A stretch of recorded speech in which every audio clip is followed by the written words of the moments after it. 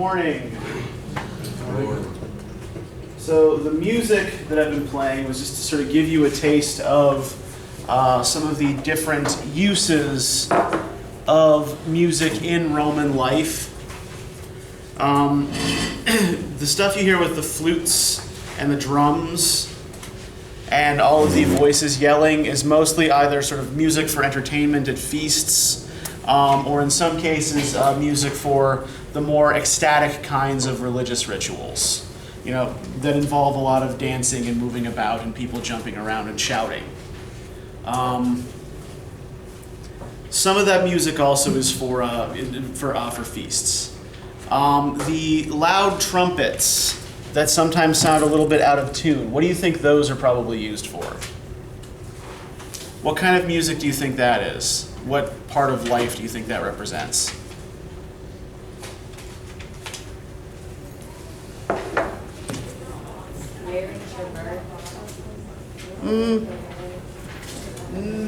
No, it's actually not something to do with, generally with like any kind of like civic ritual.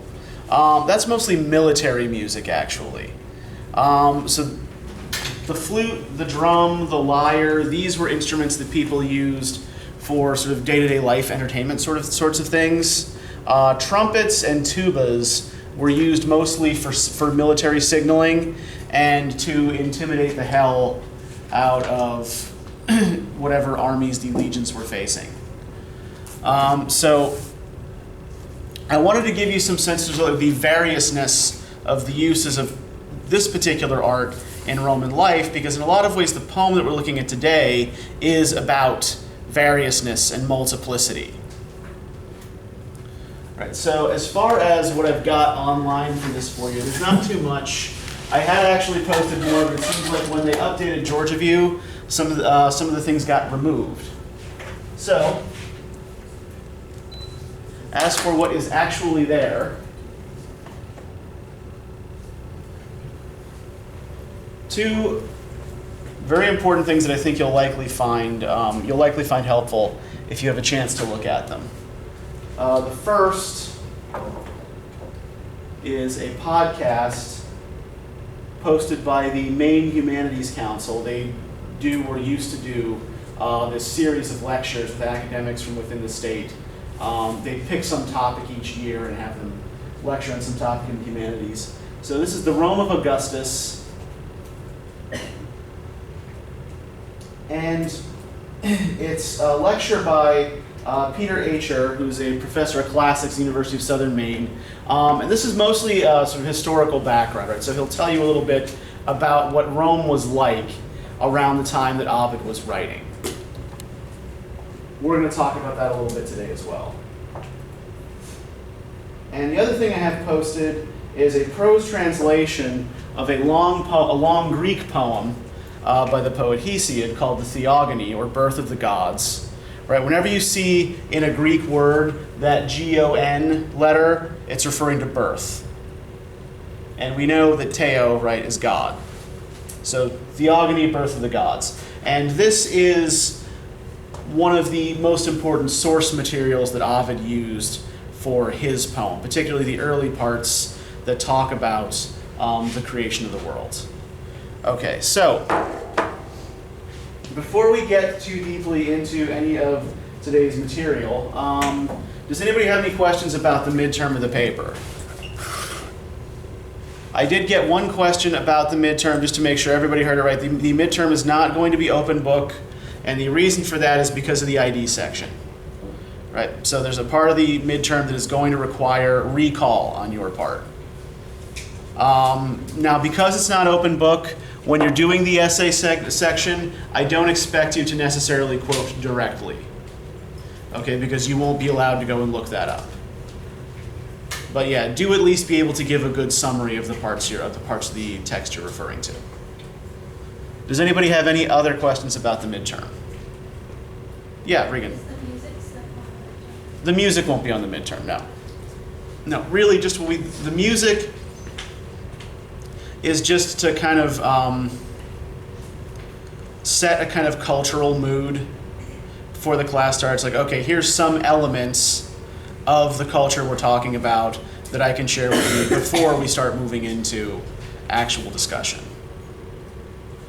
Any other questions? Yeah, Ashley. Okay, and with the ID section, like what's the identify? Pardon? Like with the ID section, like what do we have to identify? Like passage. Okay, it's not going to be passage identification. You're going to be given a character, a theoretical concept, a place, basically any kind of noun that we've talked about in class, right? Everything is going to be taken directly from class discussion, and you're going to give me the name of the text that's relevant to, the author of that text, and then a brief definition. Yeah, secret. So there's no length to any, or anything comes down to the ID section. It's just you want those 3 things. I just want the name of the text, the author, and a brief definition. Yep, Frank? If we go into anything in the ID section involving the like first 5 books of the Bible, do you want like what is supposed to be the author? Because you talked about, you know. No, I don't necessarily expect you to be able to tease out all the characteristics of each individual strand, right? So what do we do when we have an author whose name history does not record? Anonymous, exactly, right. So yeah, which works because we don't actually know the names of any of those people anyway, right?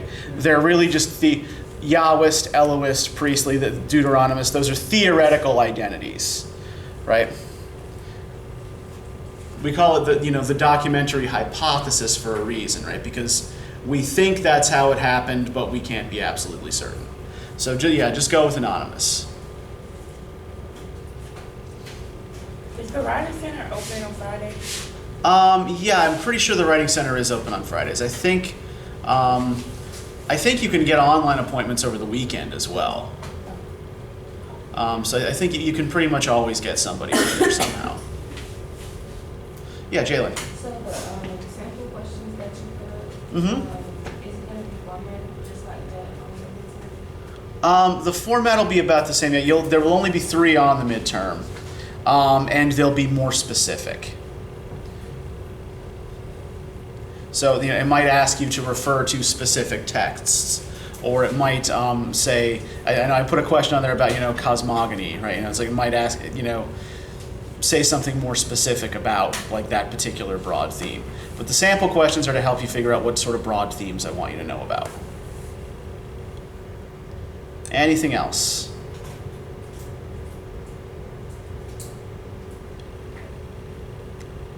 Okay.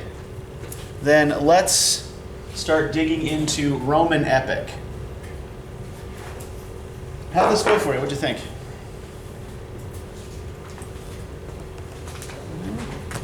Kind of familiar because it's the Romans based, just took Greek gods and changed their names. Well, it's not so much that what the Romans did was take the Greek gods wholesale and change their names. What they did was identify the Greek Olympian gods with already existing Roman gods and sort of mash them together. Which, this is a process that had been going on around the Mediterranean for centuries prior to this, right? So you may remember Ishtar from the Epic of Gilgamesh, right? Now Ishtar is the Babylonian goddess of love and sexuality and war. Now, how did she get both of those attributes? You take 2 gods and you mash them together, right? When the Babylonians conquered the Sumerians had a similar goddess whose name was Inanna. But Inanna was just a love and sexuality goddess. Ishtar was just a war goddess. So they crammed the 2 of them together into the personality of the Babylonian Ishtar. And the Romans did a sort of similar thing. For example, the Greek god Ares, right? Does anyone know what Ares is the god of? War. Yeah, he was the god of war, right? And war in all of its nasty, unpleasant aspects, right? We're not talking about honorable war. We're not talking about strategy. He's the god of carnage, really. he's not quite like that in his Roman aspect, which is, does anybody know what the name of the Roman aspect of the Greek god Ares is? Mars. Yeah. He's not like that as Mars. Now, some of that reflects different cultural attitudes towards war, but it also reflects the fact that the Greek Ares was combined with a Roman agricultural god called Mars, right? Mars was actually a farming god who had some militant aspects, some martial aspects to him. So that kind of softens some of the edges around Ares. So yeah, so the way we get these Roman gods is largely through taking an already existing Roman god, combining their personality with a Greek god. Right. This is actually this is a process that is called syncretism. syncretism. When two religions meet up and sort of blend into one, they sort of adopt features of each other. Like, for example, are any of you familiar with Haitian voodoo? Maybe a little bit. Okay, you at least sort of know what it is, right? Essentially, what that is, like, it's, you know, when slaves were brought over from West Africa to the Caribbean and forced to convert to Catholicism, they maintained a lot of their old beliefs under the guise of the worship of Roman Catholic saints. So a new religion arises out of the blending together of two other traditions, right? Okay, so yeah, Roman religion is syncretic, and the Romans were always, when they were going off conquering various places, absorbing the gods, absorbing the religions of the people they conquered, and just sort of blending them into the Roman state religion. All right, any other questions, comments people want to make about this? Anything that really confused you about this?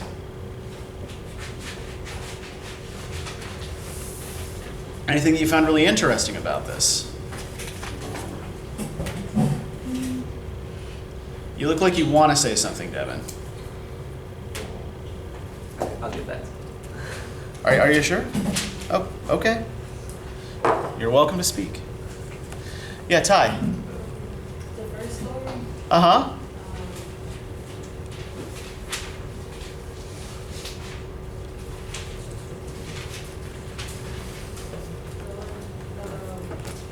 the creation Uh-huh. is the interesting because it's sort of had like the same plots from the other stories. Yeah, this is something we can compare directly to other creation myths, right? From around the same area, around the same period, right? So yeah, how does this match up to some of the other creation myths we've read? First off, what do we call a story like this? Yes, very good. It's a cosmogony. Birth of the cosmos, birth of the universe. Good. All right. So yeah, how is this one similar to others we've looked at?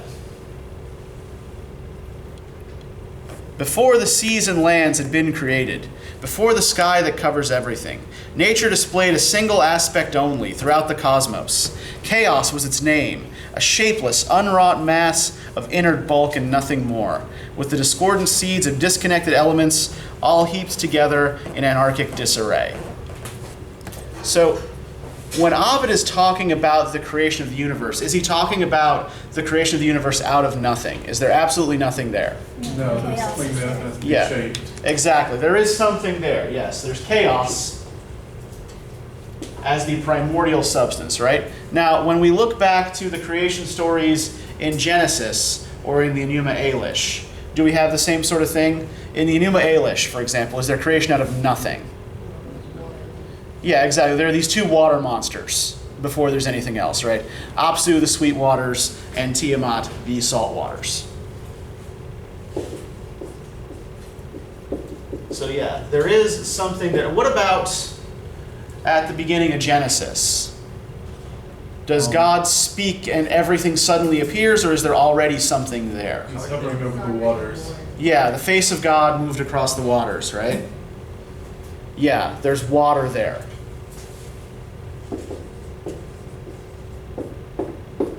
So, one thing that we note in ancient Mediterranean cosmogonies is that there's always some substance there to begin with that everything else is made out of, right? That is used to create everything else. Now, what's different about Ovid's primordial substance here? It's not like specifically defined what it is. It's just a chaotic substance that we're changing. Yeah, well, is it something that can be defined as one thing? I mean, it's chaos, right? What's chaos?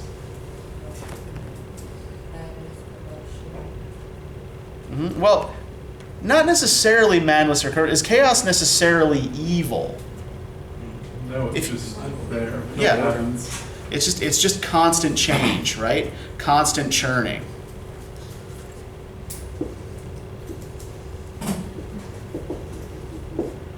It's something, chaos often makes us uncomfortable, right? We like order. We like to think we know what's going on. We like to think that things in our lives are predictable. So chaos makes us uncomfortable, but it's not necessarily something evil, right? It's something that is just constant change. So the base material of the universe for Ovid is change. This is what everything else is made out of.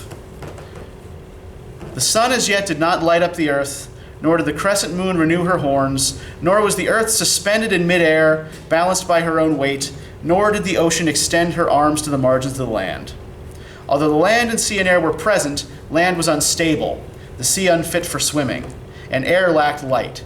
Shapes shifted constantly, and all things were at odds with one another. For in a single mass cold strove with warm, wet was opposed to dry, and soft to hard, and weightlessness to matter having weight. Some god, or kind or nature, settled this dispute by separating earth from heaven, and then by separating sea from earth and fluid ether from the denser air. And after these were separated out and liberated from the primal heap, he bound the disentangled elements, each in its place and all in harmony. Yeah, go ahead, Sarah. The Romans, did they believe that the gods were speaking through them like the other poets? Do you think the poets are the same way? You mean like divinely inspired, like, I invoke the muse into myself and the spirit speaks through me? No. No, the Romans, the Greeks were philosophers, poets, seers, scientists. The Romans were engineers and soldiers. The Roman mindset overall is a lot more practical than the Greek mindset. And Ovid in particular, for reasons we'll get to in a moment, is not an especially pious or religious poet. So Ovid, at the very least, would not necessarily believe the gods were speaking through him. What is more important to the Romans, which again we'll get to momentarily, is the stability of civil society. That's what they're most interested in. Religion is just an element of that, right? You continue to make sacrifices to the gods. You continue to praise the gods, at least publicly, whatever you believe privately, essentially to keep society working in good order, right? Because open displays of atheism or impiety threaten the social order. Yeah, so that is actually a really good question, because we do have that same little invocation at the beginning, right? But yeah, Ovid would not have believed that he was being possessed. So if we look at this whole some god or kind or nature bit, does this look familiar to us? How does creation basically proceed in the Enuma Elish and in Genesis, at least that first chapter of Genesis? Some greater power of God comes along and just, I'm just going to do this. And does it. Yep. And starts organizing things, right? Separating things from each other. Now, Marduk in the Enuma Elish does so very, very literally, right? As he starts carving up Tiamat's body and apportioning parts of it. Whereas in Genesis, it's, God essentially speaks the separation between various things, right? You go here, you go here. You go here, you go here. And so it is. Now, again here, what's unusual in Ovid's little formulation? It doesn't specifically tell you how it does it. It just, well, it did it. Yeah, it just happened. What else does Ovid not tell you? Tell you which God. Yeah, he doesn't specify which god did it. Some god or kind or nature, that's all we get. Now, why do you think he doesn't bother to specify which god? Does that have something to do with how the Romans didn't really they didn't really focus on it? They more focused on civilization. They were as long as some god did it. Yeah. As long as somebody's out there with that construction square, measuring things out. Couldn't that be because of the diverse population? You don't want to upset a large portion of the possible readers. Ovid's writing in the early empire, and again, for reasons we'll get to, Ovid has no qualms about offending anyone. He has no problem with being offensive. I think you're sort of closer to the mark there, Stephanie. I think essentially it doesn't matter which god did it. And why doesn't it matter which god did it? How well is this order, this harmony that's been artificially created by this god, actually going to hold up? What keeps happening throughout this poem? What is the constant thread throughout this poem? The only thing that is stable and reliable in this poem? Transformation, exactly, yes. So even the action of some god can't keep chaos from working its magic. Everything is ultimately made out of chaos. That means everything is constantly striving to change. Right? The bonds on our bodies are essentially artificial, and we want to break out of them. We want to turn into different things. Everything wants to become something else. And the gods themselves can arrest this process, but are largely powerless to stop it, and sometimes even contribute to it, wittingly or unwittingly. Now, does anyone know who this gentleman is here? That's Augustus, correct? Yes. Caesar? This is one Augustus Caesar, not his real name. And He was Caesar who got stabbed's nephew, wasn't he? yeah. Emperor of Rome. Yes, he is the first emperor of Rome. Anybody know anything else about Augustus Caesar? Did he declare himself a god?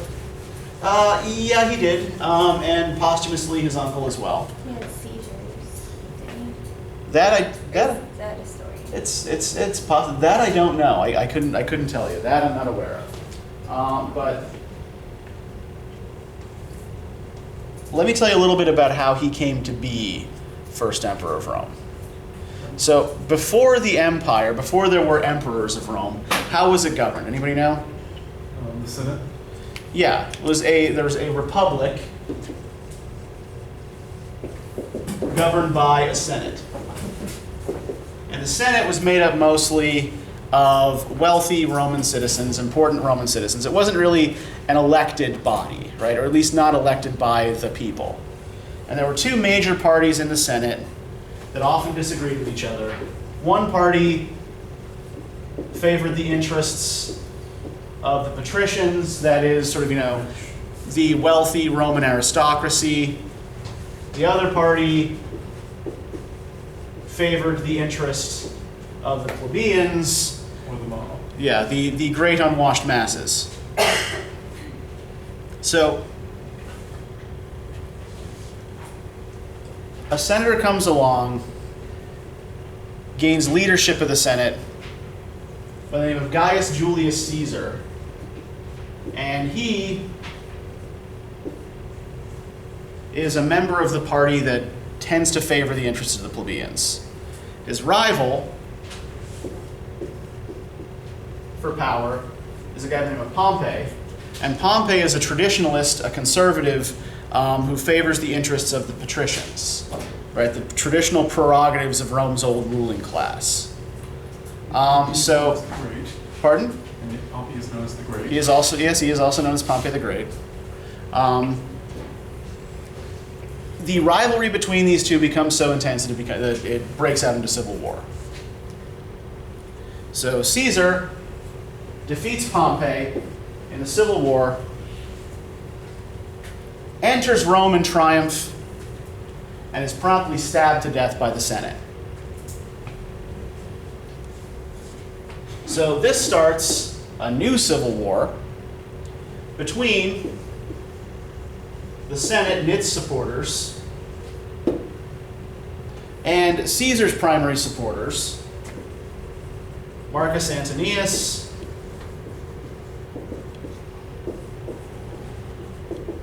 You said Caesar was stabbed? Julius Caesar was stabbed to death by the Senate, yep. A2 Yep. Flatus. Yep. So Marcus Antonius and Caesar's nephew Octavian go to war against the Senate and their forces. Senate is defeated. Marcus Antonius and Octavian go to war against each other. Marcus Antonius is defeated. So Octavian, last man standing, changes his name to Augustus and declares himself emperor and a god. So his rise to power, right, the years before his rise to power, this takes place over a period of several decades, are marked by social unrest and chaos, right? So when Augustus comes to power, he declares a couple of things.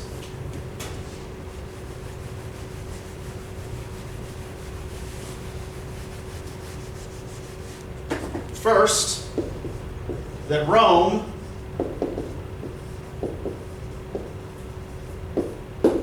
is eternal. Now, this is not a new idea. Previous generations had argued that Rome was a kind of eternal ideal that must be maintained, that people should strive towards. But what Augustus argues is that Rome is the eternal city. It shall never fall as long as the people keep their moral character intact. Right? So, things that are new about this concept. It's based on an idea called pietas, or piety. And pietas is mostly concerned with doing one's duty.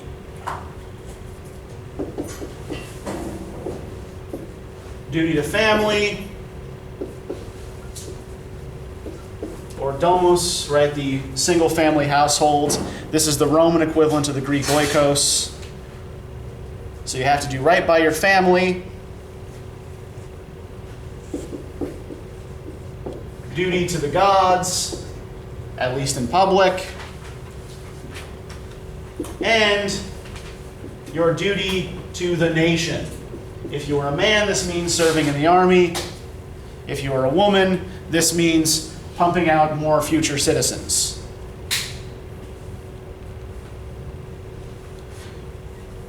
Augustus, thus, really tries to put a rein on the sexual morality of the people. Right? If the family is the building block of society, then the family must be stable, must be maintained, right? Otherwise, everything else is going to fall apart.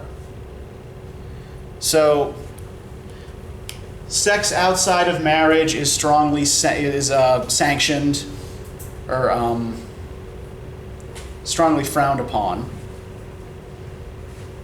Extramarital affairs, that sort of thing. Anything that smacks of loose morality is frowned upon.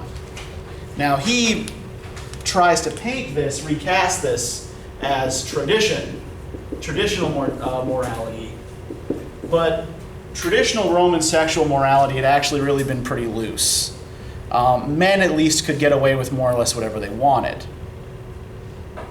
And women had a little bit more sexual freedom traditionally than had been common under the Greeks. So the hero that Augustus holds up as his ideal, the ideal all Roman citizens should strive for, is a guy by the name of Aeneas. Anybody familiar with Aeneas? Anybody ever heard of him? Do you know anything about the epic that he is the star of? I've heard of it, but I never read it or kind of premise. Okay. A poet slightly older than Ovid by the name of Virgil composes a lengthy poem called the Aeneid. And its hero, Aeneas, is a Trojan prince who escapes from the fall of Troy and goes on to father a line that would end in the founders of Rome.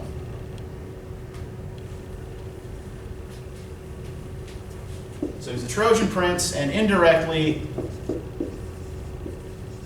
the founder of Rome. So one of the things that Virgil was trying to establish was a direct line between Rome and an illustrious older civilization.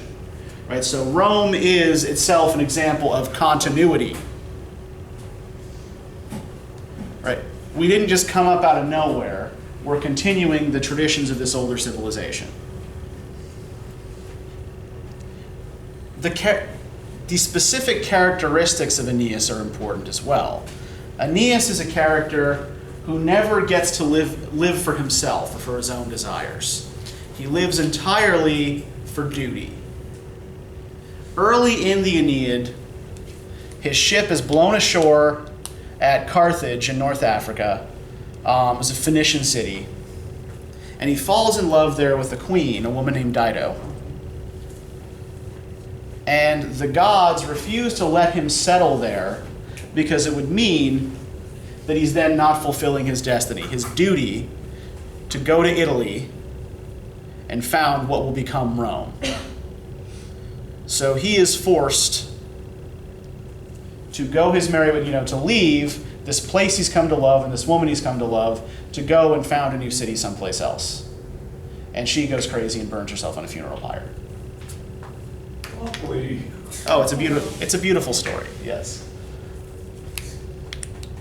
So, he has to sacrifice personal happiness in order to do his duty. That's the point. And he always does it unquestioningly.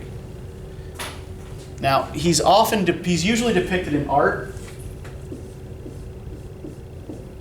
leading his little son by the hand and carrying his aged father on his shoulders. So the ideal Roman hero is a support for the older generation and a guide for the younger generation. Right? He knows his place and does his duty.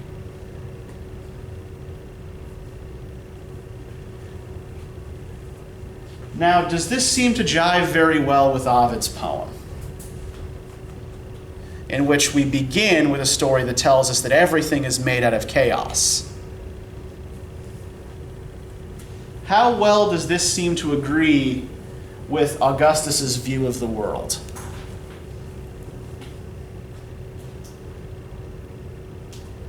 I mean, what is it that Augustus is trying to promote above all other things? Order and stability, yeah.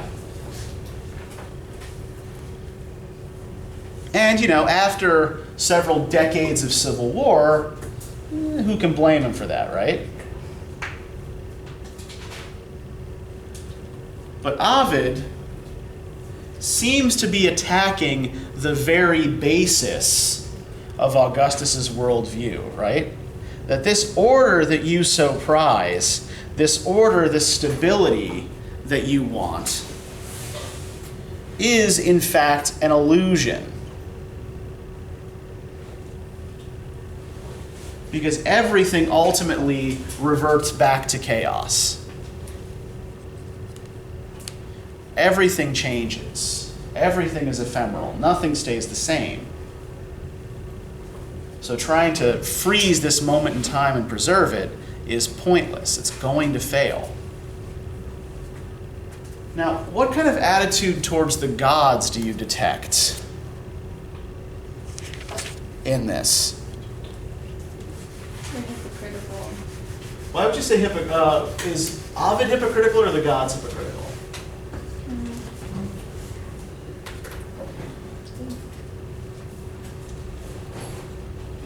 don't know. What's I the- think the gods because Okay.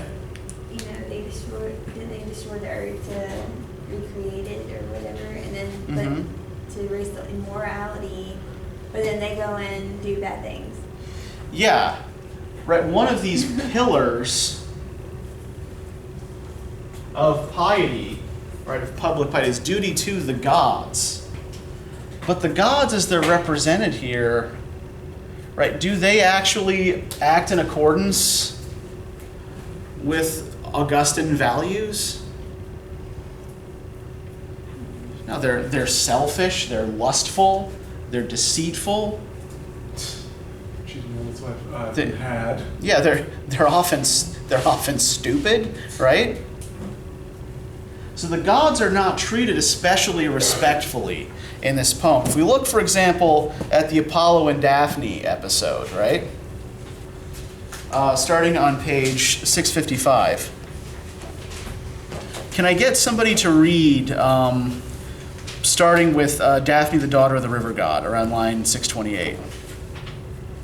Anybody? James, go for it. Daphne, the daughter of the river god Peneus, was the first love of Apollo. This happened not by chance, but by the cruel outrage of Cupid. Phoebus, in the triumph of his great victory against the Python, observed him bending back his bow and said, "What are you doing with such many arms, lascivious boy? That bow befits our brawn, wherewith we deal out wounds to savage beasts and other mortal foes. Unrelentingly, just now with our innumerable arrows, we managed to lay low the mighty Python, who Pestilential. belly covered acres. Content yourself with kindling love affairs with your wee torch, and don't claim our glory." The son of Venus answered him with this: "Your arrow, Phoebus, may strike everything. Mine will strike you. As animals to gods, your glory is so much the less than mine." Okay, so what is Apollo the god of? Archery, plague, medicine. Okay, archery, plague, medicine, Sun. the sun. Well, light anyway. He's not actually the physical sun. He pulls around on his chariot. What's that? He pulls around on his chariot. Actually, he does not. In Greek mythology, that's Helios, and in Roman mythology, it's Sol. Yeah, so Apollo is not, that's a common misconception, but Apollo is not the actual sun. He is also the god of reason and logic. So he is, in his association with civilized arts, right?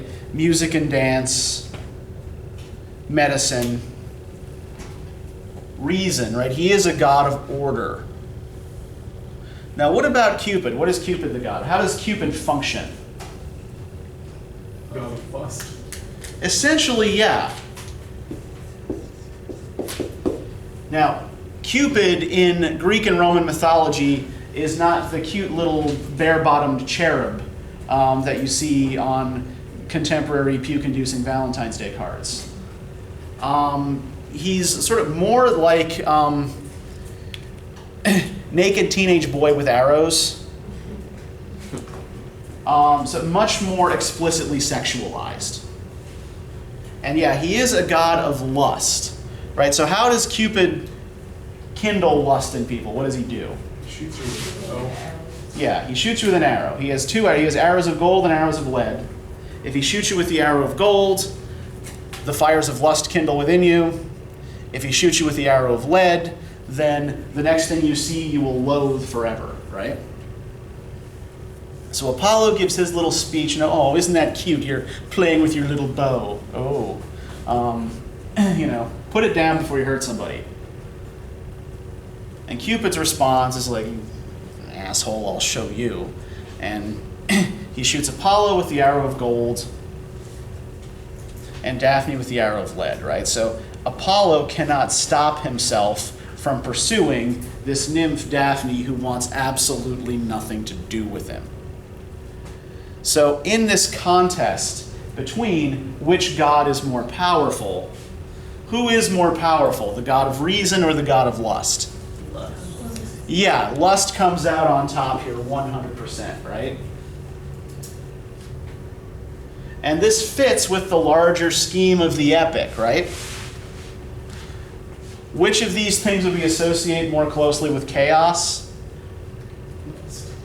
Absolutely, yeah. People will do all sorts of crazy things in pursuit of some beloved object, right? Or some beloved person. So is this like the Ovid's way of saying to Augustus that your traditional ways aren't going to work because lust and chaos is never going to... Yeah, I mean, it's subtle, and he does it over a very, very long poem. But yeah, I think that it is an implicit criticism of this idea of eternal Rome, of stability, and particularly of the idea of reining in people's sexual behavior. It's like, yeah, that's never going to happen, Augustus. You're not going to do that. You'll never manage.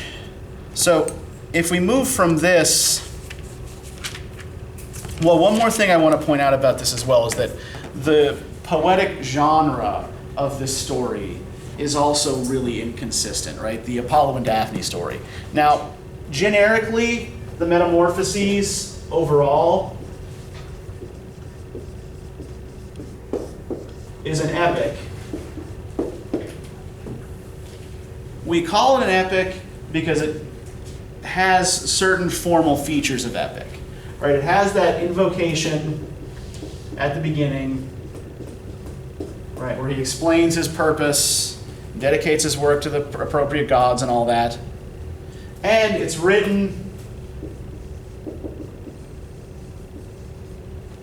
in epic meter, right? The Greeks and Romans always wrote epics in the same meter.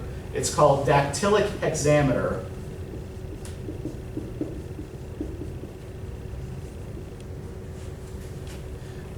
Essentially what this means is an 18-syllable line where the stresses kind of go down throughout the line, right? So it's an 18-syllable line of falling rhythm.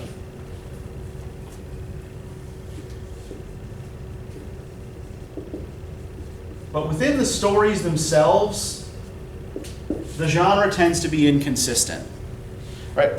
What do we, like the epics we've seen thus far, what do they look like? What are they about? Heroes and stories of questing themselves. Yep, war, fighting, heroism, right? And most epics have, like, at least focused the bulk of their attention on one hero, right? The actions of one hero. Gilgamesh, or Achilles, or Odysseus. But Ovid is messing with the form, right? By giving us a compendium of stories that are linked only by the single theme of change and by the fact that they're all written in the traditional epic meter. So he starts in epic territory when Apollo is coming back from his great victory against the chaos monster, the Python, right? Haha, I have killed the monster.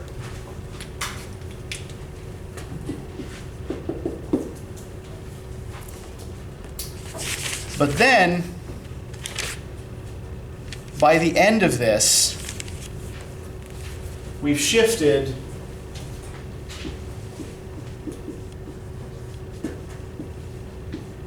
from epic territory into what's called pastoral love elegy. Right? This is another common Greek and Roman form in which shepherds sang songs of love to nymphs that they wished to pursue. Right? So if we look on page 656, although Peneus yielded to you, Daphne, your beauty kept your wish from coming true, your comeliness conflicting with your vow. At first sight, Phoebus loves her and desires to sleep with her. Desire turns to hope, and his own prophecy deceives the god.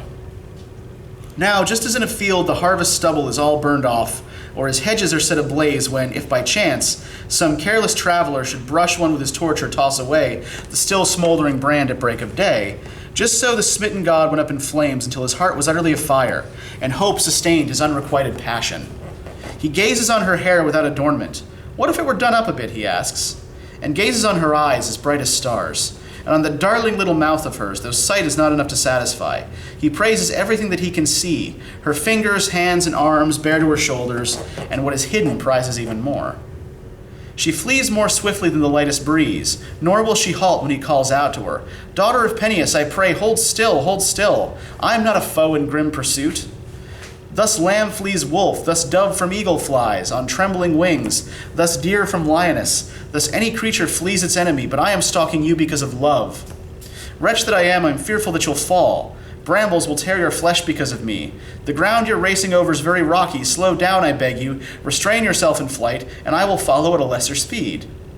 Just ask yourself who finds you so attractive. I'm not a caveman, some shepherd boy, no shaggy guardian of flocks and herds. You've no idea, rash girl. You've no idea whom you are fleeing. That is why you flee.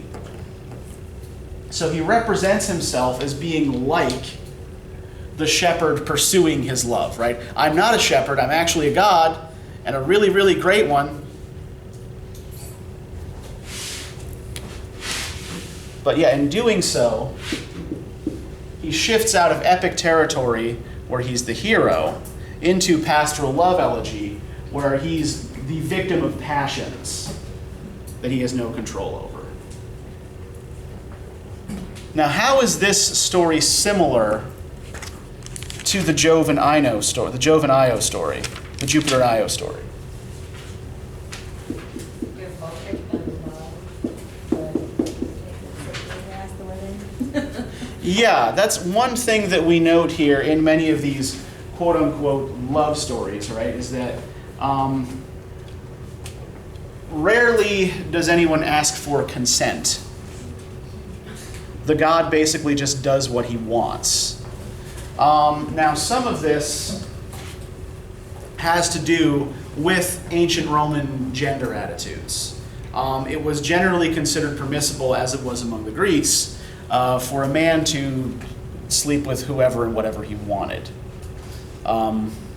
Whereas women had a much more constrained social role. But here I think there is often an implied criticism of gods just going and taking women when they want them. Right now, in Apollo's case, we have that appropriation of Daphne's leaves once she is turned into a tree. Right, well, now she's a tree, she can no longer say no. I can just take what I want from her. But what is different about the Jupiter and Io story? Pardon? Jehuda has a wife, and then the lady turned into a cow. Yeah. Jupiter here is married.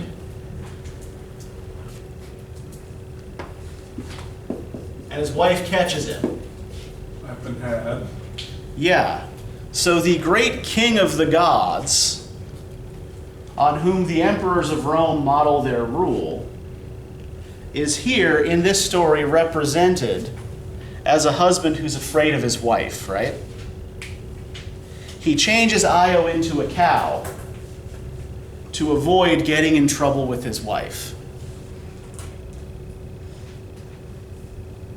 So the gods are made to look comic, right? Are made to look ridiculous, subject to silly human passions, subject to the same primary force that ultimately motivates most human behavior, right?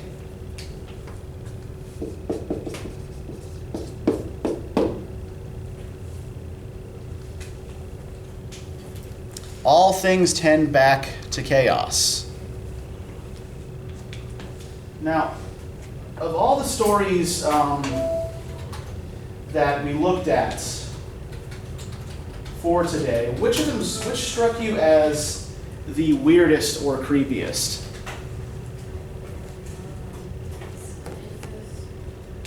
Okay, yeah, the Mira and Cinera story. Yeah, that's the one everybody always picks as the creepiest. Yeah, what's going on there?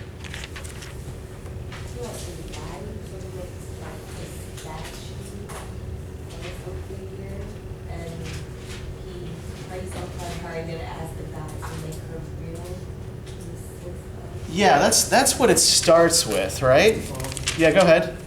Was this, I looked this up. Was this the guy who went through, Hades to try and get his wife back after she died? This is part of, that isn't excerpted here. It is part of a song sung by Orpheus, the great poet, who, yes, is the one who tried to go back to Hades to get his wife after she died. But he's not, the story's not about him, right? That's a framing device. It doesn't really... So it's a different person? Yeah, this is a different person. We have this guy Pygmalion. We'll start with him. Who's a sculptor. Right, Pygmalion is a sculptor and a misogynist, right? He doesn't like women. He does not like the women of his island, right? Pygmalion observed, page 664, how these women lived lives of sordid indecency, and dismayed by the numerous defects of character nature had given the feminine spirit, stayed as a bachelor having no female companion. During that time, he created an ivory statue, a work of most marvelous art, and gave it a figure better than any living woman could boast of, and promptly conceived a passion for his own creation. There is a name for the psychological disorder, which causes people to fall in love with inanimate objects. That seems to be what Pygmalion is suffering, but yeah, if I recall the name of it all. No, it's a real thing, yeah. That happens to people. You would have thought it alive, so like a real maiden, that only its natural modesty kept it from moving. Art concealed artfulness. Pygmalion gazed in amazement, burning with love for what was in likeness a body. Often he stretched forth a hand to touch his creation, attempting to settle the issue. Was it a body, or was it, this he would not yet concede, a mere statue? He gives it kisses, and they are returned, he imagines. Now he addresses, and now he caresses it, feeling his fingers sink into its warm, pliant flesh, and fears he will leave blue bruises all over its body. He seeks to win its affections with words and presents, pleasing to girls, such as seashells and pebbles, tame birds, armloads of flowers in thousands of different colors, lilies, bright painted balls, curious insects in amber. He dresses it up and puts diamond rings on its fingers, gives it a necklace, a lacy brassiere, and pearl earrings. And even though all such adornments truly become her, she does not seem to be any less beautiful naked. He lies her down in a bed with a bright purple cover and calls her his bedmate and slips a few soft downy pillows under her head as though she were able to feel them. All right, so this is not normal, healthy behavior. Well, he's a secluded sculptor. Yeah, so he is treating his statue, his own creation, as though it's a real person, right? But he's treating her in ways that are disturbingly similar to the way Apollo and Jupiter treat Daphne and Io, right? Essentially, like an object. Like, this is a thing that I want, and I'm going to do with it whatever I want. So Venus brings the statue to life, right? And they marry.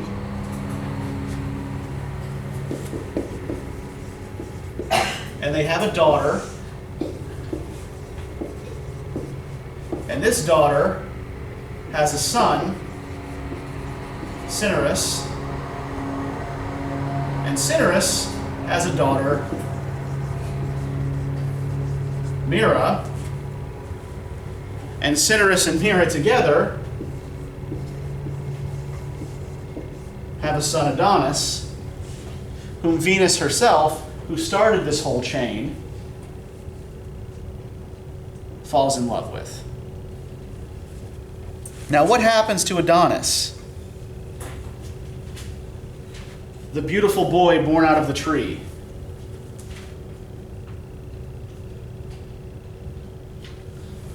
What is his ultimate fate? Well, not quite like that, though. If we look on page 675,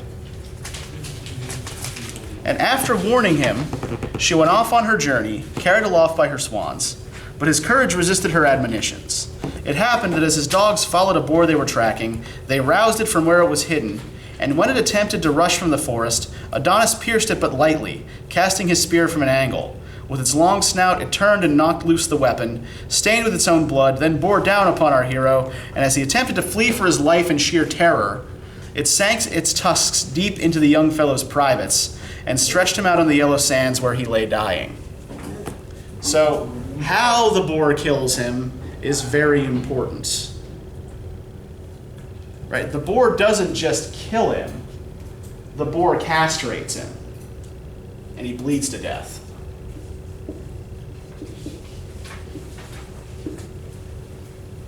Now, why does this matter? Can't continue on the line. Yeah, he can't continue the line now, right? Now, why would maybe this line be one that needs to be discontinued?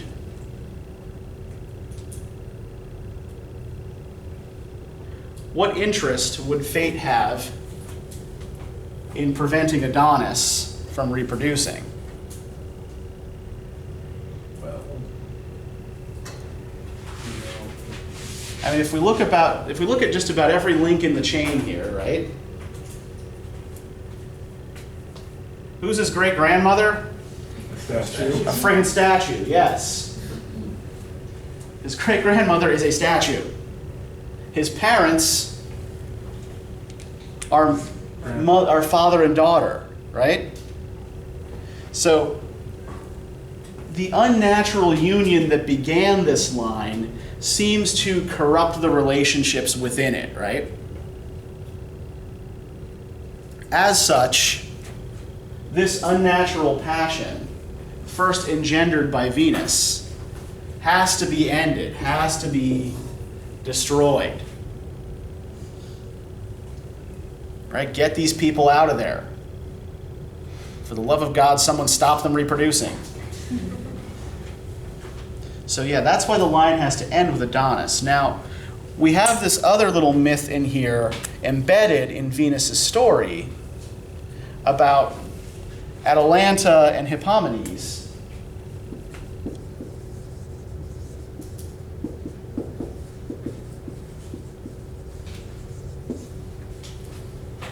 And what's the name of the goddess they end up serving as lions pulling her chariot? Cybele, yeah. Now we have actually seen this name before. Does anybody remember who Cybele was? If we think back to the very first day of class. Was she the she was given the idea to create the world or something? Not quite. She's not part of the Enuma Elish.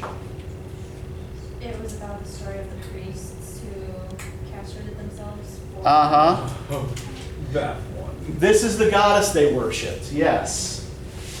Cybele was an earth goddess, a mother goddess, worshipped in what is now Turkey, whose cult had been imported into Rome. And she was the one who was served by a sort of a eunuch attendant called Attis.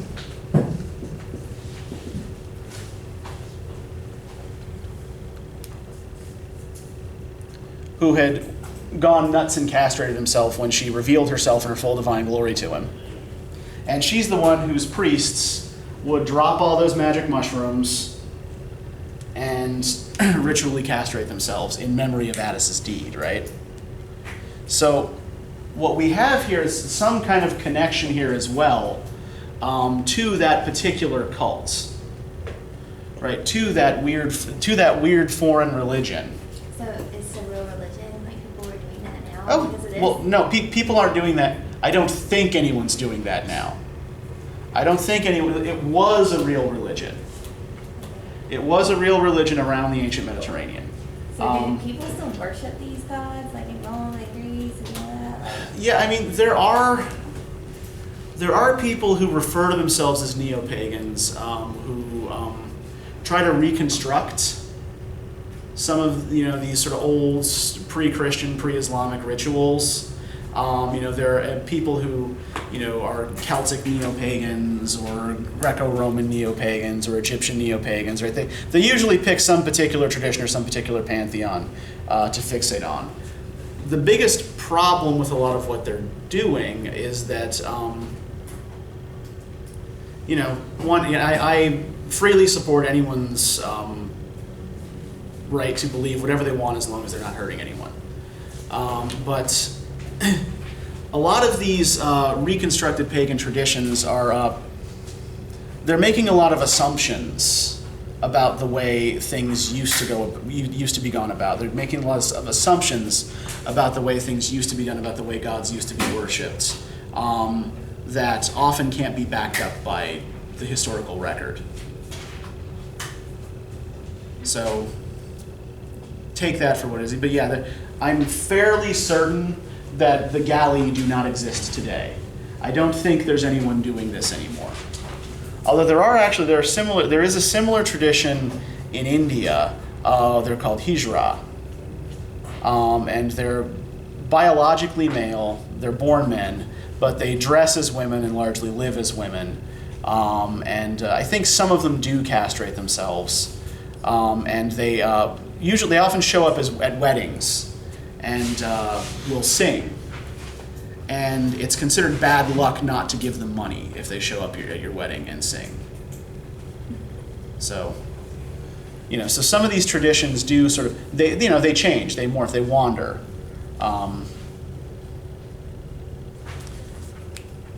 So yes, we kind of got off on a little bit of a tangent there. That's okay.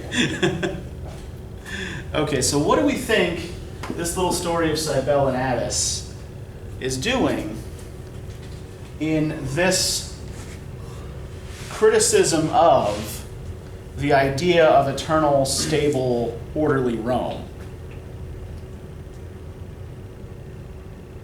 On the one hand, this is a religion that's largely based on doing something that is contrary to Roman values, right? Yeah, exactly. Yeah, can't found a family without the organs of generation. And where does this particular cult come from? Is this native to Rome? Yeah. Rome absorbs these foreign cults, these foreign religions. And you can't be eternal and stable and constantly orderly and consistent, right? Rome does not remain the same if it keeps conquering other places and bringing those people back to Rome and absorbing their traditions, right? So change is endemic to the whole idea of the empire.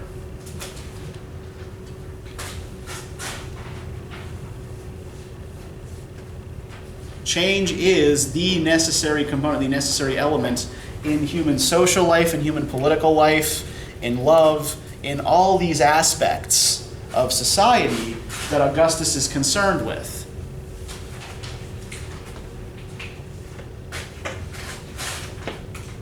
So he does a pretty good Ovid does a pretty good takedown here of really just about all of these important values, yeah? We have an epic with no stable hero that celebrates change, that celebrates difference, and that argues that everything in the world is actually made out of chaos. And as such, this very idea that there is any consistent idea of Rome that is stable and that can be managed is patently absurd. You can't pretend that nothing ever changes. You can't pretend that nothing ever has changed. So does anybody have any more questions about this or comments they want to make about it?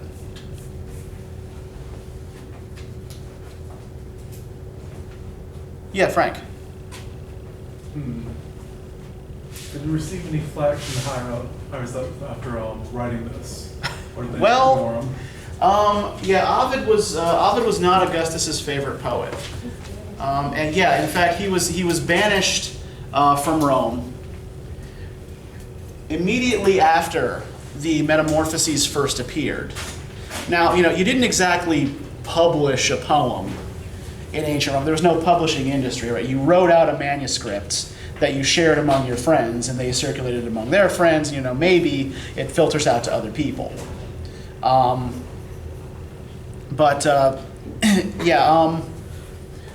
The usual assumption is that he was banished for writing a book called the Ars Amatores, or the Arts of Love, which was essentially a satirical seduction manual. And that this was a big enough affront to Augustan values that Augustus sent him off to a city called Toms in what is now Romania. And for a witty, urbane, educated Roman poet, this was like being sent to the 10th ring of hell. Hardly anyone there spoke Latin, and he kept writing all of these letters home to his friends, asking them to please intercede with the emperor for him because of all these hairy, smelly barbarians who didn't even speak the right language. But yeah, I would argue that the Metamorphoses would get him into just as much trouble as the Ars Amatores did, because the Ars Amatores was irreverent, right? It's essentially, telling people, this is how to cheat on your spouse and not get caught. But it's also a joke. That was a complete Metamorphosis. Could have been seen as complete, just spit in the face to what Augustus is trying to do. That is what I would argue. Yeah. Now, I'm not a classicist. This isn't my specialty. This is a work I've taught several times over a number of years. But it's not, the ancient world in general is not my specialty area. Frankly, I'm teaching this class because the person who was supposed to teach it buggered off to Hawaii and decided not to come back. But yeah, I think the evidence to me looks convincing that this is the poem that got Ovid in the most trouble. It's irreverent towards the gods, it's irreverent towards the emperor, it's irreverent towards society, and suggests that you can't actually build a stable society. And that seems to be very much antithetical to the values Augustus was trying to promote. Any other questions, comments, complaints?